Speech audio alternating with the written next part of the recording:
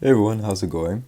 In our last video, we explored the somatic and autonomic nervous system pathways, and we looked at how the autonomic nervous system can be further divided into your sympathetic and parasympathetic nervous system pathways. Now in this video, we're going to look at different poisons and chemicals and toxins that can interfere in these different pathways and cause problems in the human body. So if you remember from our last video, we took a look at this diagram and we saw how acetylcholine is involved in all your different neural pathways. It's involved in your somatic nervous system, your sympathetic nervous system, and your parasympathetic nervous system. And acetylcholine can go and bind onto different types of receptors to produce different types of responses. For example, acetylcholine can bind onto nicotinic neuromuscular junctions at skeletal muscles. It can bind onto nicotinic neuronal receptors at autonomic ganglia. It can bind onto muscarinic receptors to produce responses for your parasympathetic nervous system and for sweat responses at your sympathetic nervous system. So you have different types of receptors. Now, one common way that toxins or chemicals can work and interfere with this pathway is by blocking these receptors. So by blocking acetylcholine from binding onto these receptors, and that can have very drastic effects. So let's take a look at some examples of these toxins. So the first toxin that we're going to look at is called atropine. This toxin is found in different plants called Datura flowers, also known as Jimson weed. And what it does is it blocks your acetylcholine muscarinic receptors. So returning to our diagram, remember that acetylcholine binds to muscarinic receptors at various organs and tissues and glands in order to produce responses, mainly for your parasympathetic nervous system, but also for the sweat response, specifically of your sympathetic nervous system. So basically all the parasympathetic responses are produced by acetylcholine muscarinic receptors, whereas for the sympathetic nervous system, most of the responses come by other neurotransmitters like norepinephrine, dopamine, but specifically sweat comes from acetylcholine muscarinic receptors. So these are your two receptors that are blocked by atropine. So let's write that down here. Muscarinic receptors are responsible for basically your whole parasympathetic nervous system and for the sweat response of your sympathetic nervous system. So when a person is poisoned with atropine, right, it will block these muscarinic receptors. It will block the parasympathetic muscarinic receptors and your sweat muscarinic receptors. So it basically blocks your entire parasympathetic pathway, and when it does it, it basically forces your body into the sympathetic pathway. By blocking this one, it forces this pathway.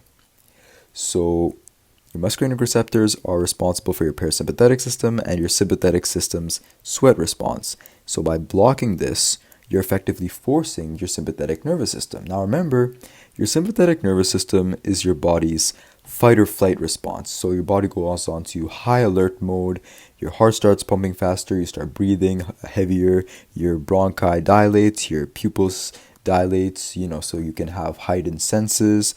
You release adrenaline, you release glucose for more energy, you inhibit digestion, your body's on high alert mode. But the thing is, when atropine blocks your parasympathetic system and it forces your sympathetic system unnecessarily, it unnecessarily forces it to go into high alert mode. This can be dangerous because if this is excessive, it can be lethal. And another important thing to know is that all of these things cause your body to get hot. You're using a lot of energy, your heart's pumping fast, you're breathing heavier. This is going to make a lot of heat. And when our body gets hot, we have to relieve this heat via sweat. There's just one big problem. Atropine also blocks our sweat responses. So our body's getting very hot, it's in our high alert state, but we're unable to relieve this heat via sweat. So our body overheats, and this can also be very dangerous and lethal. We have no way to cool our body down, and that's what makes atropine so deadly and dangerous. So some symptoms of atropine, right? Because it shuts down our sympathetic pathway and forces our sympathetic pathway, this results in some symptoms. So because your eyes are dilated, you can have blurry vision. You get very hot because, your heart's beating fast and you're on high alert mode. And also because you can't sweat, your sweating systems are blocked. and that's also why you get dry, because you can't sweat. You also usually appear more red because your heart's beating fast, and potentially you can also have vasodilation, your blood vessels can dilate. But these are some of the symptoms that are commonly seen with atropine poisoning. But basically, it throws your parasympathetic and sympathetic systems out of balance, and it can be lethal. So atropine poisoning is very dangerous. So whereas atropine blocks acetylcholine's muscarinic receptors, now we're going to look at new types of toxins that block acetylcholine's nicotinic receptors. Let's get into it. So the next type of toxin that we're going to look at, instead of blocking muscarinic receptors, they block nicotinic receptors. Now remember that acetylcholine can bind onto two different types of nicotinic receptors. You have neuromuscular junctions and neuronal nicotinic receptors. So the first one, neuromuscular junction, as the name suggests, it's the junction between a neuron and muscle, specifically a skeletal muscle. As found here in your somatic nervous system, this is your nicotinic neuromuscular junction between your neuron and your muscle. And on the other hand, your nicotinic neuronal receptors are found at autonomic ganglia, which are the relay stations between pre- and post-ganglionic neurons. So the next type of toxin we're going to focus on is called Bungarotoxin. So Bungarotoxins, they come from snake venom. And there's different types. There's alpha Bungarotoxin or A Bungarotoxin. There's beta and kappa Bungarotoxin. I think there might be a couple more, but these three are going to be the ones we focus on. A, B, and K. So the first Bungarotoxin, which is alpha Bungarotoxin, what it does is it blocks your neuromuscular junctions, the ones that are necessary for activating skeletal muscles as part of your somatic nervous system. So alpha Bungarotoxin goes and blocks these neuromuscular junctions so acetylcholine cannot bind onto them. And because your skeletal muscles and your somatic nervous system, these are muscles that we can consciously control and move. So what alpha Bungarotoxin does is it prevents us from consciously controlling and moving our muscles, such as our hands, our feet, and our arms and legs. So alpha Bungarotoxin causes paralysis because it prevents us from moving, and this can eventually lead to death. So whereas alpha Bungarotoxin blocks your neuromuscular junction nicotinic receptors, your kappa Bungarotoxin, on the other hand, it blocks your neuronal nicotinic receptors, those being the ones found at your autonomic ganglia. So your kappa Bungarotoxin goes and binds onto them, and it blocks them, preventing acetylcholine from binding. And as you can see, your nicotinic neuronal receptors they're involved in all your autonomic pathways, regardless if it's sympathetic or parasympathetic. So it basically interferes with all these pathways, and as a result, it can be very dangerous and deadly. It also prevents the production of epinephrine, because your adrenal medulla, which is the site where norepinephrine is turned into epinephrine, this is also a type of autonomic ganglia which involves a nicotinic neuronal receptor, but when kappa Bungarotoxin goes and blocks acetylcholine from binding to it, then you're not able to turn norepinephrine into epinephrine. So K Bungarotoxin, it basically stops all your autonomic pathways because it blocks your essential nicotinic neuronal receptors. So we've just covered alpha Bungarotoxin and kappa Bungarotoxin. So both A and K Bungarotoxin, they both act pretty similar to atropine in the sense that they all block receptors of acetylcholine, just different types of receptors, and by blocking these receptors, they inhibit certain functions. But what about this toxin, beta Bungarotoxin? Well, this one actually acts very differently. It doesn't block receptors. It acts similarly to another toxin called botulinum. What both of these toxins do is they inhibit the release of acetylcholine from storage compartments inside neurons. One thing to note is that botulinum is found in something you may know called Botox. Botox is basically a cosmetic treatment to prevent visible aging and wrinkles and stuff like that.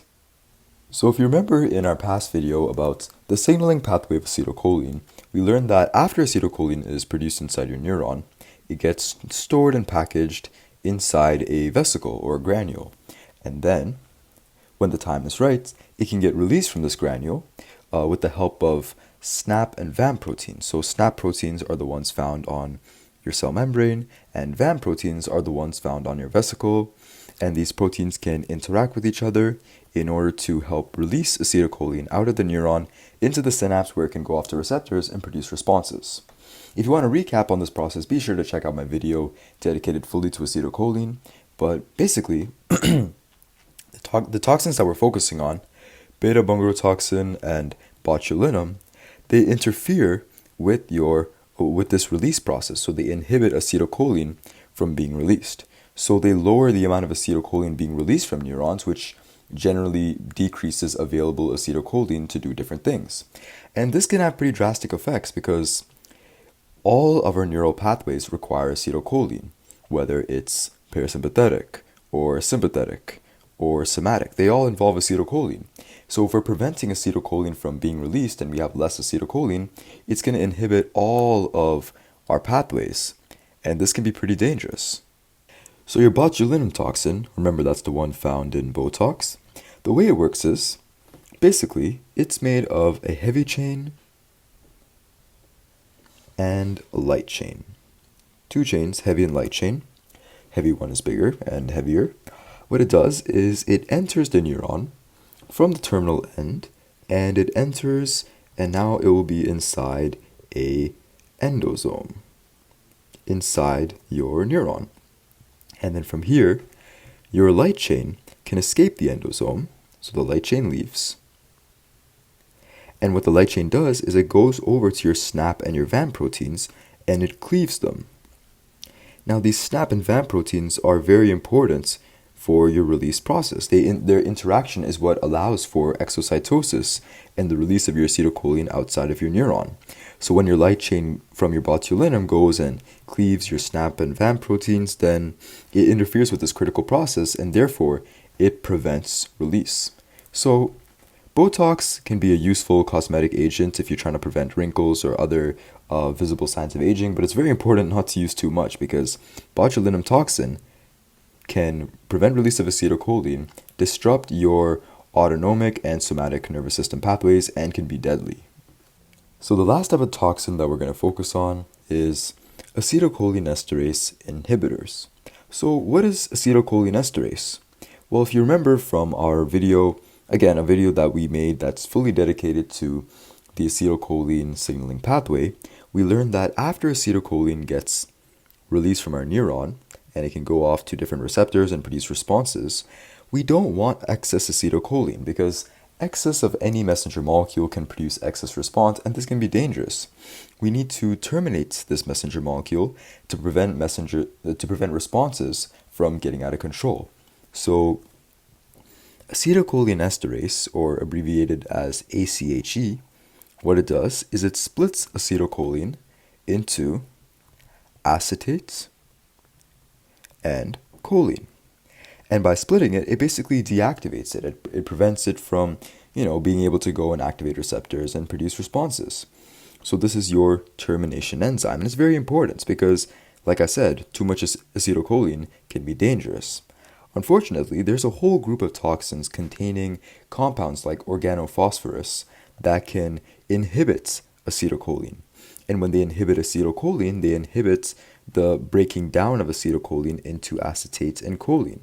And that can result in excess levels of acetylcholine, which can be pretty dangerous.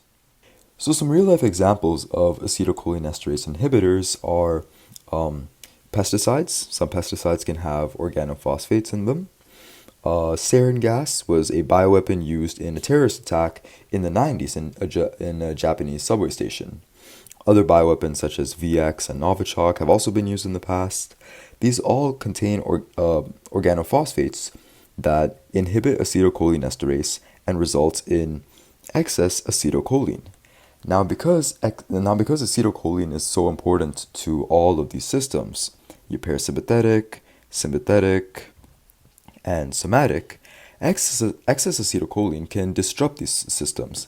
They can excessively activate your different receptors, and that can throw these systems out of balance and potentially be deadly.